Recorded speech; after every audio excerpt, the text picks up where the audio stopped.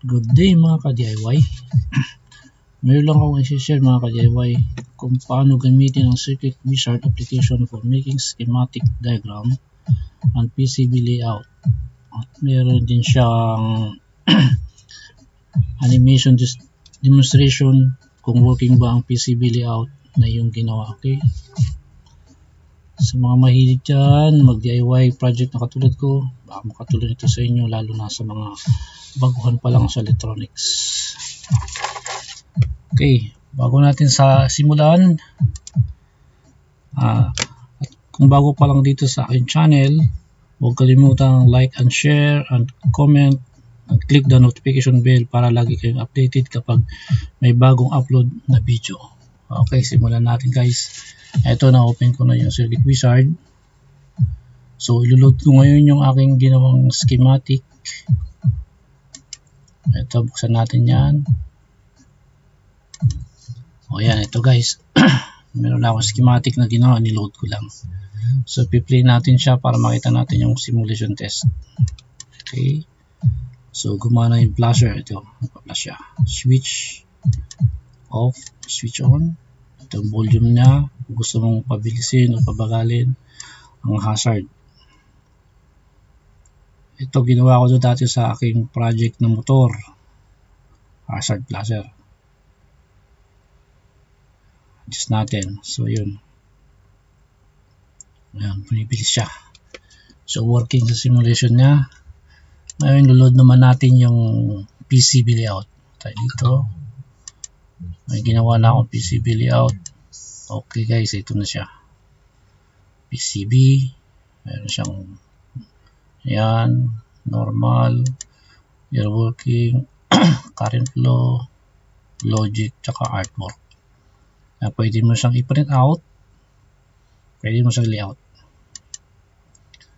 Okay, so gawin natin animation niya, demonstration kung working tong PCB hindi. So punta tayo dito sa file o sa program. Click nyo lang tong off board, meron ditong power supply. Ayan, PCB off board, mga marami siya. Dito tayo sa test, DC supply, lagyan natin DC supply. Okay, meron supply. Ngayon, load na natin ang output. Signal lamp, tayo natin. Okay.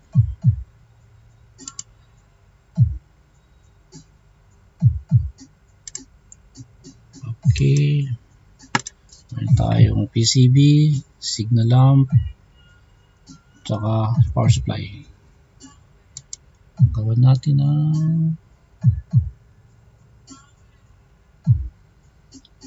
tayo ng toggle switches.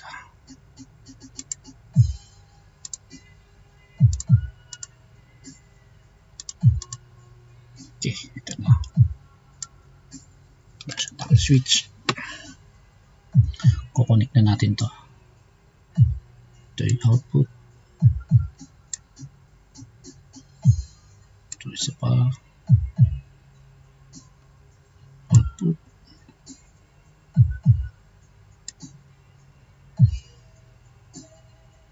Ito, connect to ground.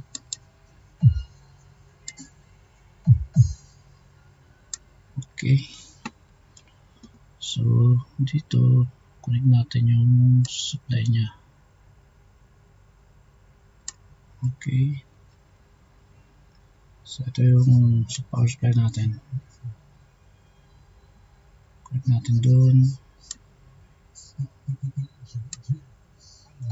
Ito yung ground. Dito natin. So, ito yung power supply natin.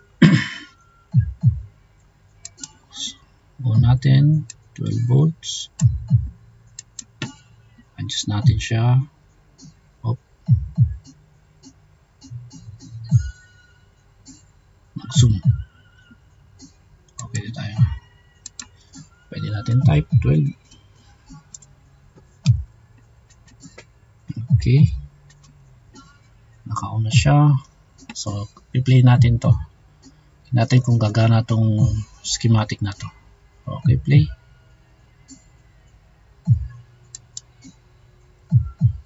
Yun, naglo-load. Yun, may supply na siya. Try natin i-switch on. Toggle switch. Yun. May ilaw siya, Bard. Mga ka-DIY. So, working yung PCB natin. Pwede natin adjust dito sa VR. Pwede natin pabilisin. Ayan. Ayun, bumilis siya. So, babaan natin potentiometer. Yun. So, working siya lang, mga ka-DIY. Ngayon, meron siya dito sa more. Meron siyang component current flow. Yun. Makikita mo kung working yung circuit mo, schematic. Ayan, meron siyang logic, component arc, ayan din siya, solar arc, ayan din siya, top, cell screen, meron din, prototype, okay, meron PCB design classic. So, tatanggalin natin itong parang graphics nya. High grade mo lang. Takal lang.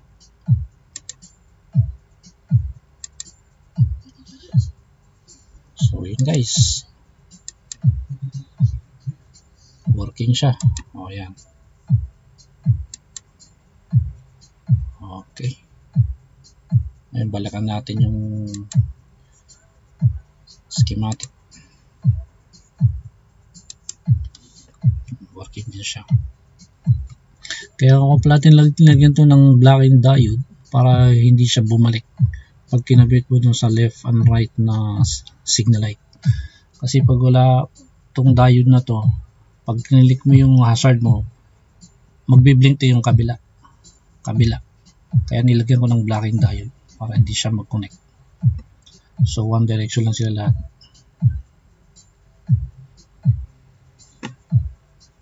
Balikan natin yung PCB. Yun.